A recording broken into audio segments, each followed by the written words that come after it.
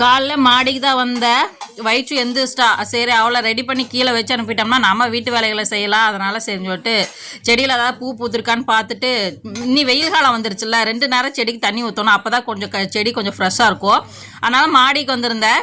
செடியெல்லாம் பார்த்துக்கிட்டே இருந்தேன், எந்த செடியில் பூ இருக்குன்னு சொல்லிட்டு. ஒயிட் கலர் ஒரு 2 பூ கொடுத்துருந்தது.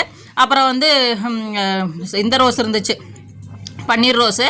அப்புறம் இது இன்னும் நல்லா விரியல, மொக்கத்தான் இருக்குது. சரி நாளைக்குன்னு விரிஞ்சதுன்னா வச்சுக்கிட்டோம் அப்படின்னு சொல்லிட்டு இப்போதைக்கு வந்து ஒயிட் கலர் ரோஸ் வந்து பறிச்சிக்கலாம் அப்படின்னு சொல்லிட்டு 2 ரோஸ் இருந்தது. அப்புறம் சாமிக்கெல்லாம் பூ இருந்தது. சரி சாயங்காலம் வந்து சாமி கும்பிடும்போது பறிச்சிக்கலாம் அப்படின்னு சொல்லிட்டு எல்லாம் பார்த்துட்டு ஒயிட் கலர் ரோஸ் தான் பறிச்சிட்டு இருந்தேன். அவளுக்கு வச்சு விட்டோம்னாக்கா அவள் பாட்டுக்கு விளையாடிட்டு இருப்பாள், நம்ம வேலையை பார்க்கலாம்.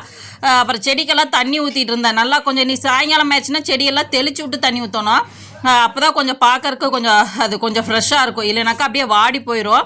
அப்புறம் அவளும் தலை சீவி விட்டு இப்போ வெயில் காலம் ஆயிடுச்சு. எல்லாம் வந்து நீ குளிர்கால ட்ரெஸ் எல்லாம் பேக் பண்ணணும், அந்த வேலை இருக்குது.